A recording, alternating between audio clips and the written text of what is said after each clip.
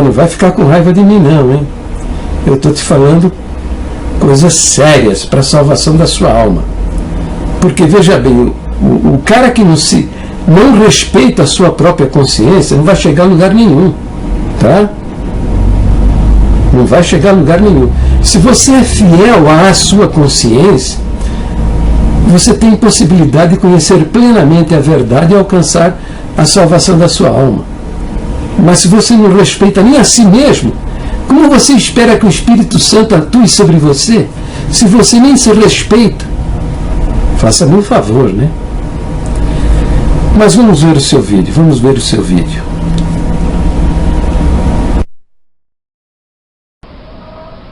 Vocês vão ver que nem todo mundo tem o costume de ler a Bíblia, examinar as Escrituras como tem que ser. Que a gente tem que ler as Escrituras sagradas dentro da Bíblia. Que a gente tem que ler as Escrituras sagradas dentro da Bíblia. Que a gente tem que ler as Escrituras sagradas dentro da Bíblia. Não sei exatamente o que você quer dizer, mas eu vou dizer para você o que deve ser feito de fato, tá? Deve compreender que a Bíblia ela interpreta a si mesmo. Quer dizer, a Bíblia tem as respostas para os seus próprios questionamentos que ela levanta. E nós temos que procurar essas respostas dentro da Bíblia. Entendeu? Para não cometermos absurdos. Não cometermos absurdos. Ficar procurando fontes estranhas. Fontes estranhas para a interpretação da Bíblia. Porque muitos pensam que a Bíblia caiu do céu com zíper e tudo, e não foi. A Bíblia é o resultado do trabalho de Deus em revelar a sua palavra e a sua vontade, seus propósitos, seus pensamentos para com os homens. Tá? 40 homens de diferentes culturas, vivendo em épocas diferentes, em diferentes lugares. Tá? Deus inspirou estes homens para registrarem os seus pensamentos e os seus propósitos para com a humanidade. Isso é que nós chamamos de revelação de Deus. Tá? Isso nós chamamos de inspiração divina. Quer dizer, Deus escolheu homens e dentro do seu conhecimento, da sua experiência pessoal, da informação que eles possuíam, Deus escolheu até as palavras com as quais Ele queria que fossem registrados seus pensamentos e propósitos. Tá? Isso não foi uma possessão demoníaca, como a gente vê na macumbaria e no espiritismo, não. Deus inspirou, quer dizer, Deus, de uma maneira maravilhosa, fez saber a estes homens aquilo que Ele queria que fosse registrado. Tá? Isso temos lá nos 39 livros do Velho Testamento e nos 27 livros do Novo Testamento. A Bíblia esteve no poder dos inimigos da cruz de Cristo até 1500 e pouco. Mas também esteve nas mãos de homens e mulheres de Deus, tá? Que defenderam a verdade até pagando o preço de suas próprias vidas. Como você pode ler lá no livro de Hebreus. Vou ler apenas um pequeno trecho para que você compreenda isso. Está lá no capítulo 11 de Hebreus. Pela fé, Moisés, sendo já grande, recusou ser chamado filho da filha de Faraó, escolhendo antes ser maltratado com o povo de Deus, do que por um pouco de tempo ter o gozo do pecado, tendo por maiores riquezas o vitupério de Cristo do que os tesouros do Egito, porque tinha em vista a recompensa. Pela fé deixou o Egito, não temendo a ira do rei, porque ficou firme como que vendo o invisível. Pela fé celebrou a Páscoa e a aspersão de sangue, para o que o destruidor dos primogênitos não lhe tocasse. Pela fé passaram o mar vermelho, como que por terra seca. Pela fé caíram os muros de Jericó, sendo rodeada durante 7 dias.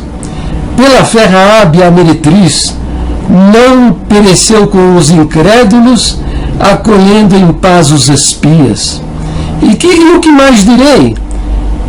Faltar-me-ia o tempo contando de Gideão, e de Baraque, e de Sansão, e de Jefté, e de Davi, e de Samuel, e dos profetas, os quais pela fé venceram reinos, praticaram a justiça, alcançaram promessas, fecharam as bocas dos leões, apagaram a força do fogo e escaparam do fio da espada. Da fraqueza fizeram forças, na batalha se esforçaram, puseram em fuga os exércitos dos inimigos. As mulheres receberam pela ressurreição os seus mortos.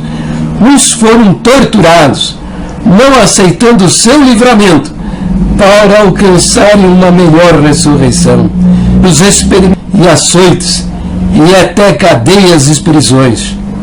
Foram apedrejados, cerrados, tentados, mortos ao fio da espada.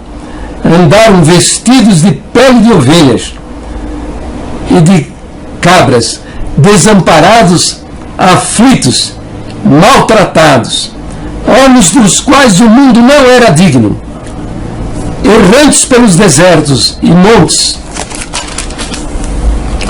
e pelas covas e cavernas da terra. Todos estes, tendo tido testemunho pela fé, não alcançaram a promessa, provendo Deus alguma coisa melhor a nosso respeito, para que eles, sem nós, não fossem aperfeiçoados. Entendeu? Esteve na mão dos inimigos, tá? Mas o mais importante, esteve nas mãos de homens e mulheres de Deus, escolhidos de Deus. E hoje você tem a sua Bíblia aí na sua mão, graças a estes homens e estas mulheres. Deus preservou a sua palavra, tá? Como ele prometeu a Jeremias, e falou a Jeremias: eu velo pela minha palavra para a cumprir, por intermédio usando estes homens e essas mulheres, que nessa luta, neste afã de manter viva a palavra de Deus, pereceram até debaixo de açoite, de prisões ao fio da espada, como está relatado lá no capítulo 11 de Hebreus.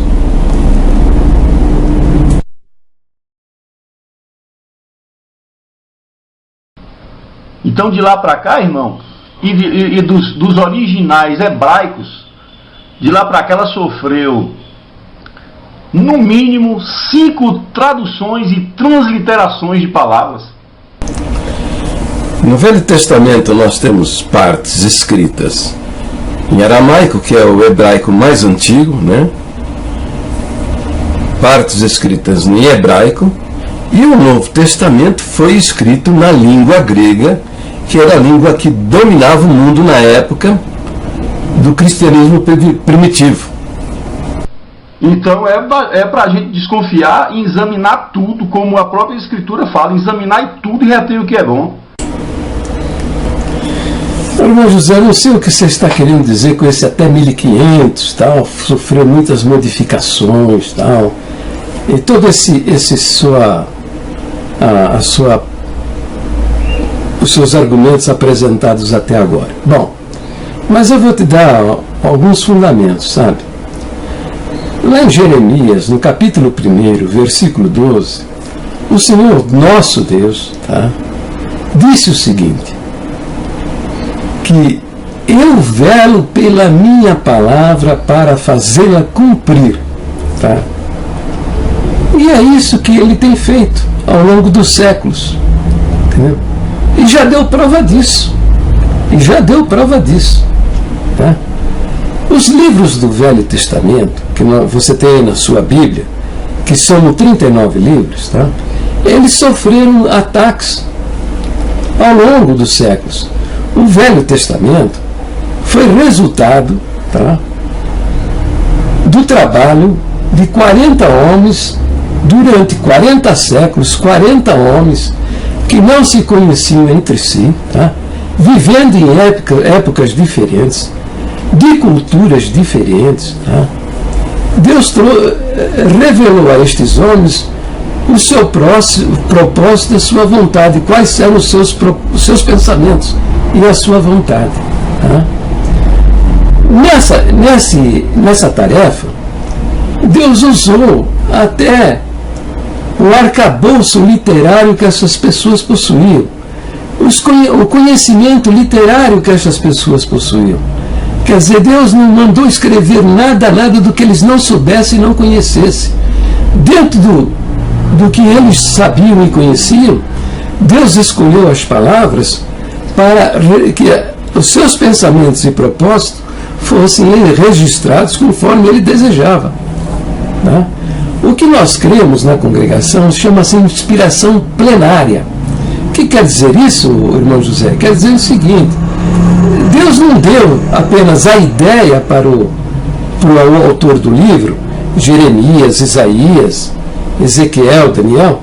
Deus apenas a ideia. Deus deu a eles a ideia, o pensamento, e ainda escolheu as palavras com as quais eles deveriam expressar esses pensamentos. Isso foi feito de uma maneira maravilhosa e tão sutil que não foi como se eles fossem homens possessos, tá? Dominados pelo Espírito de Deus. Não, eles fizeram isso espontânea e livremente, porém guiados e dirigidos debaixo da inspiração do Espírito Santo. Entendeu? Mas esses 39 livros, ao longo dos séculos, sofreram ataques. Existem centenas de livros aí que se apresentam como livros inspirados por Deus. Aos judeus foi confiado, Paulo fala que os oráculos de Deus foi confiado aos judeus. Com isso, Paulo está querendo dizer que os judeus, eles tinham a guia e a direção de Deus para saber aquilo que procedia do Senhor e o que não era do Senhor. Tá? E na leitura desses livros até, você mesmo acaba descobrindo que tem coisas ali que não estão em harmonia com a revelação de Deus, que não se harmoniza com os outros livros. Tá? Então, Deus já falou a Jeremias que eu velo a palavra, tá? Para fazê-la cumprir. Entendeu? E ele deu provas disso. Nós temos aí, você tem aí na sua Bíblia, todos os livros do Velho Testamento, tá? Que é a expressão e a vontade de Deus que chegassem até os nossos dias, que você pudesse possuir, ter na sua mão os livros da revelação da palavra lá do Velho Testamento. O Novo Testamento, a mesma coisa. Ao longo desses séculos todos, a Bíblia o Novo Testamento sofreu também agressões, resultado da malícia, da ambição dos homens e do esforço do inferno a fim de desqualificar o Salvador, o Cristo. Tá? E eu lhe digo, o Novo Testamento que você tem na sua mão, a Bíblia adotada por João Ferreira de Almeida, você esteja seguro disso. Tá? É uma versão de muita qualidade. Tem problemas? Tem problemas. Ou porque não temos uma solução para eles, ou ainda a solução não foi encontrada. Tá? Temos pequenos problemas de tradução, de copista, essas coisas todas. Tá? Mas é uma versão confiável. Como eu tenho a impressão que você vai descobrir mais adiante. Tá? Então, não é bem por aí não, tá? Existem bíblias falsas, novas versões por aí, tá?